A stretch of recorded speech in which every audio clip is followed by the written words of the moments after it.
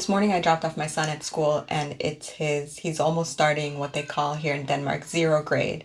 So it's kind of this transition period where they don't have anything structured. It's a new building and new school for him, and they take out all the toys, take out all the games, kids do whatever they want, very unstructured. And for my son, it's not the easiest thing. And I took him today and he was crying and didn't want to separate, and just wanted to kind of like lean, face the wall and be in his loneliness. And it was so hard for him and for me also. And I remember also he was crying and I was crying a little bit, tearing up a little bit, but like trying to wipe the tears so I can be the responsible adult in the room, whatever that means. But I remember when he started his daycare, it was a similar situation. And I would, at that stage, I was much more raw with the tears. I still am, actually, but in terms of dropping him off. And he would cry, and then I would just cry. And they said, okay, maybe you need to just do your crying, like try to control it, and then go outside and do the crying when you leave the school. And I was like, how can I? I can't. I would love to be able to do that. I can't. And yeah, I realized after I gave birth, it's from when I gave birth in 2020 that it took away all my defense mechanisms. Not all my defense mechanisms. I still have some good, solid ones in there that are hanging on. But a lot of the defense mechanisms, at least when it comes to do with crying. And then I connected it with what they say about postpartum. For me, I wouldn't call it postpartum depression because the label doesn't fit. My approach was like, okay, let it come. It was like this portal to open up all these suppressed things. Suddenly, this ability came to just express and cry and be in the emotion without even labeling what it was about. I could have said, you could say like sadness, loneliness, whatever it was. Basically, it was a way that enabled me to feel into all of these things. It was a beautiful time. It was also a very hard time, of course, with the baby. But it wasn't consistent, and it wasn't something that I struggled with. It was something I considered a very beautiful thing that came out. A gift, with the gift of bringing a child into this world. So it's still with me to this day, this inability to stop crying. I'm not sure that I had it that strong in me anyway, but I wanted to talk about this thing. Like my son was feeling this. I felt that he had this loneliness. Like, you could walk into a school and there's all these kids playing around, and he doesn't have anybody really to connect with. And I felt that in me too. And the it would be nice to tell a story around it. It's in the middle of it when you don't know quite what the story will turn out to be. That is the hardest part, because of course I could say that this is a teaching for him to learn how to cope with these difficult emotions, or to be in them, or that this thing will change. And I know it will, because it has before. And he is a social and engaged kid and wants friends. So I know things will change for him. And I could wait until I get the change and then tell the story from that perspective. But to tell the story from this perspective is the difficult part, because we don't quite know what the end will bring. Pause. So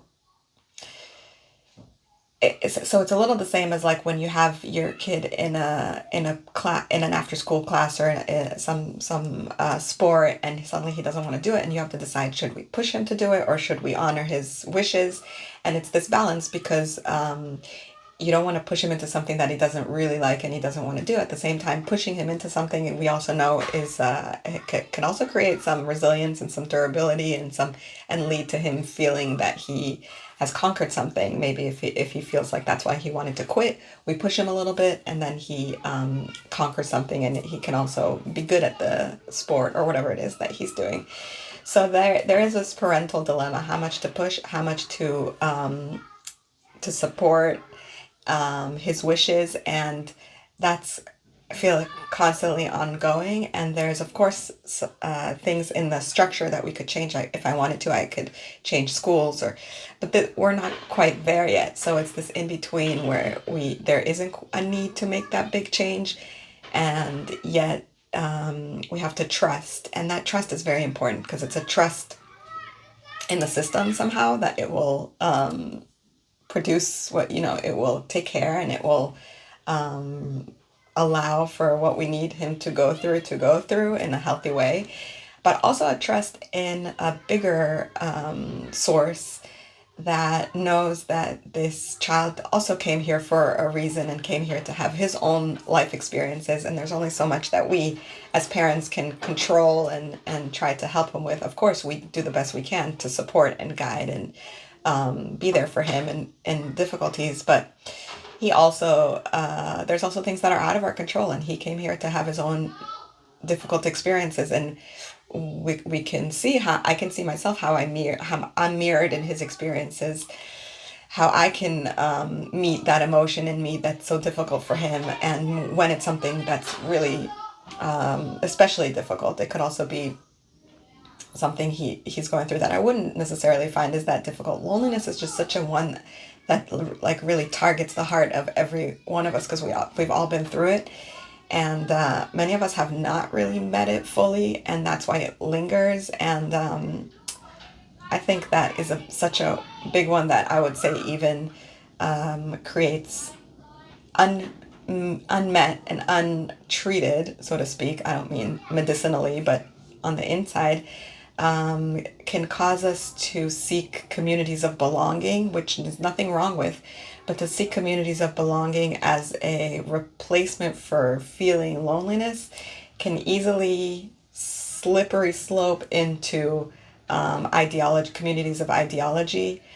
And I feel good here in my community, and this is different from another community. I don't feel lonely here in this community, so that means I can easily put a division on it, a border around it, and maybe even not like a different community because I feel good here. It's all very primal and basic. It all comes down to this feeling of unmet loneliness that we've all experienced as children. We said to ourselves, maybe we don't want to experience it again, but it comes, and it comes very raw and very uncertain, and very, for me, an opening into a bigger type of trust.